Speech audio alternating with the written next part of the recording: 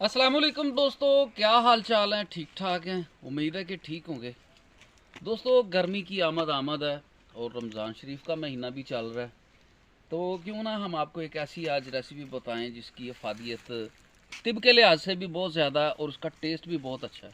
जी हाँ, हम आपको आज बनाना सिखाने वाले हैं जी तूत स्याह। ये हमारे इलाके में काफ़ी होता है। इसका हम आपको शरबत भी बनाना सिखाएंगे और इंशाल्लाह इसका हम आपको जूस भी बनाना सिखाएंगे। तो जी सबसे पहले हम ये काले काले तूत हैं ये इंशाल्लाह इकट्ठे करेंगे और उसके बाद इंशाल्लाह आपको बनाना सिखाएंगे। तो हमारे साथ रहिए। हला है चंगी तरह हला सारे डिग पैने। शाबाश शाबाश, जोर नाल, ठीक है, शाबाश।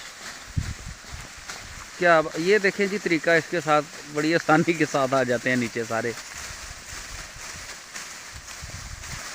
ये देखें जी माशाल्लाह इकट्ठे हो रहे हैं।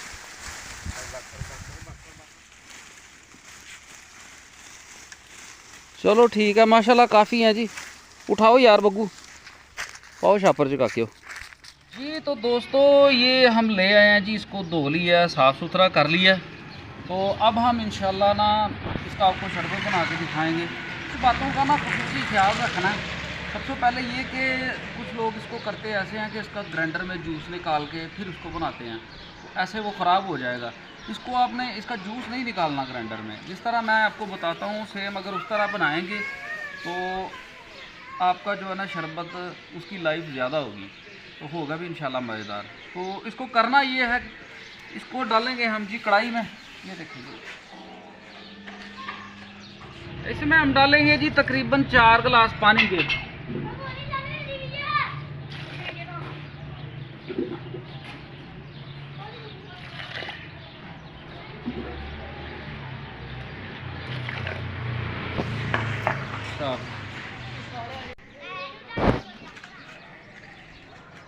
इसके नीचे अब हम इंशाल्लाह लगाएंगे आग। आग लगा के नीचे 2-3 मिनट अच्छी तरह इसको हम उबालेंगे। जिस तरीके से मैं आपको बता रहा हूँ इस तरीके से अगर आप बनाएंगे तो फिर इसकी लाइफ जो है ना ये बढ़ेगी। ये आप सेव भी कर सकते हैं, स्टोर भी कर सकते हैं। अमूमन होता है ऐसा है कि अक्सर लोग घरों पे बनाते हैं तो जनाब वो सेव नहीं होता, दूसरे या तीसरे दिन बाद ख़राब हो जाता है। तो इस तरह अगर आप इंशाल्लाह बनाएंगे तो ये आप महीने 2 महीने तक इसको सेव रख सकते हैं। ये जी इस तरह इसको हिला लेना। जूसर मशीन में इसका जूस नहीं आप लोगों ने निकालना, बस इस बात का ध्यान रखना है। ऐसे जिस तरह मैं आपको बता रहा हूँ इस तरह आपने पकाना है इसको। ये जी तकरीबन 10 मिनट तक इसको लो फ्लेम पे पकाना और फिर ये इस पोजीशन में आ जाएगा।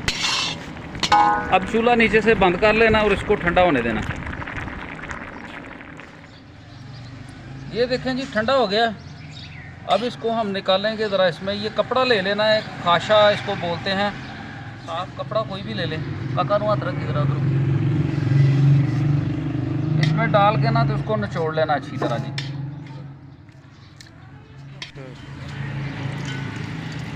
ऐसे इसको निचोड़ लेना जी।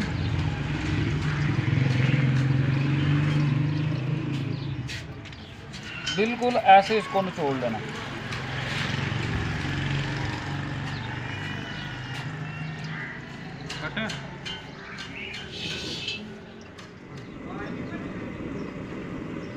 ये जी इसका अर्क निकालने के बाद इसको दोबारा हमने रख दिए चूल्हे के ऊपर और इसको 15 से 20 मिनट तक इसको हम इंशाल्लाह पकाएंगे।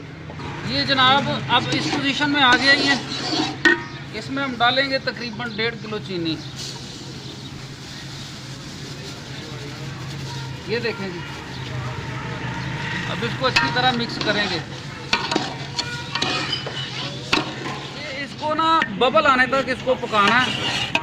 तो माशाल्लाह शरबत हमारा तैयार हो गया। ये देखें जी इसकी धार बन गई है, ये धार बन गई है, समझ लें कि आपका शरबत तैयार है। अब करना क्या है, मेन चीज़ जो मैं आपको दिखाने लगा हूँ ज़रा ध्यान से सुनना है।